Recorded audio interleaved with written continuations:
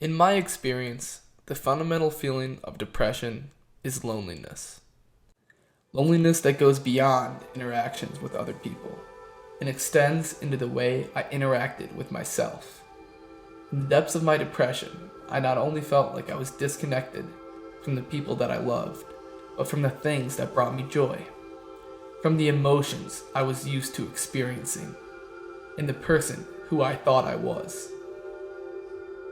The messed up thing about mental illness is that you can't see them. If somebody breaks an arm, you give them a cast. If somebody gets an infection, you give them antibiotics. But if somebody is depressed, it can be almost impossible to tell something is wrong until it's already too late. The first time I ever thought about killing myself was the summer after my sophomore year. I was laying in bed, wondering why I didn't like doing any of the things that I used to like doing, why everybody hated me, why I was the worst human to ever be born.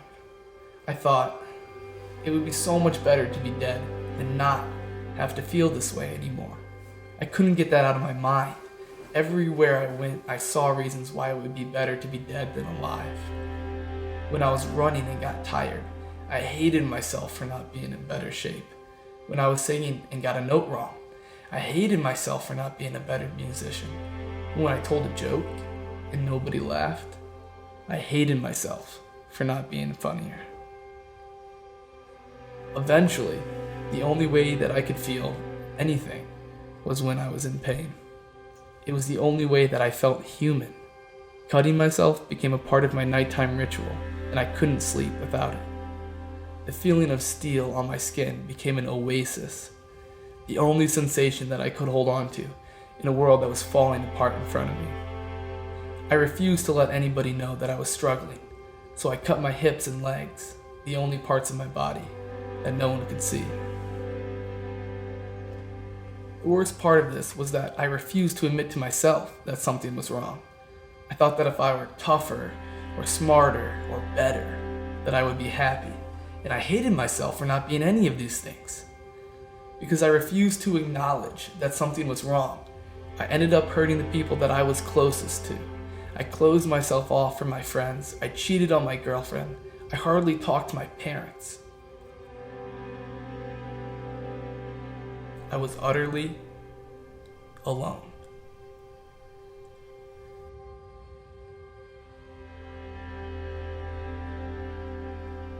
At least, this is what Joe told me his experience with depression was like. It was an absolute shock to find out my brother was depressed.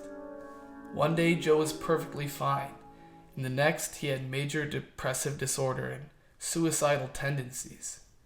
Everything in relation to my brother at that time was a crisis, and it was absolutely terrifying. For a while, I never knew whether or not my brother was alive. No matter how badly that I wanted to help him, I had no idea what to do. I had so many misconceptions around what depression is, and nobody ever taught me how it works.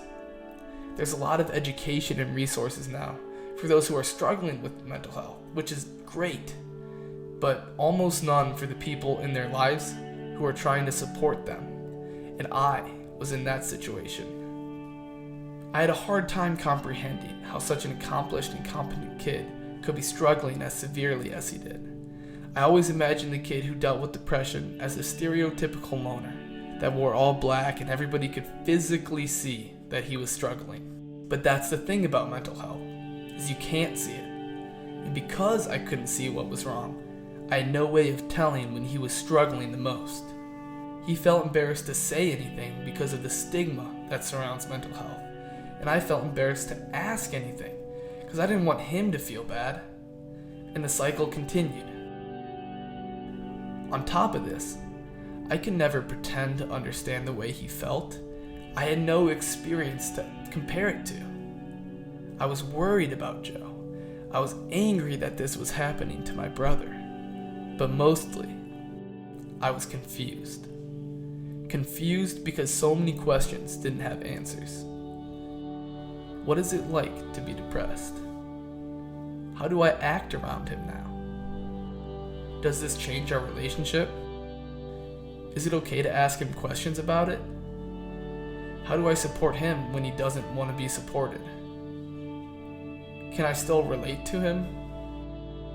What's okay to tell my parents, and what should just stay between us? Is it okay to tell other people what he's going through right now? And am I even able to make a difference no matter how hard I try? These are just some of the questions that supporters have. 3 years later, I still don't have all the answers. But here's what I do know. I know that his mental health doesn't define Joe. I know that Joe is still the same accomplished young man he was before his depression. And I know that Joe is never going back to the Joe that I used to know. But he's becoming the Joe that I know now. I know that I always didn't get it right, but I know that I was always there. That's what I really learned through all of this. As a supporter, you're left with two choices. To give up because of all of these uncertainties, or to be there despite of them.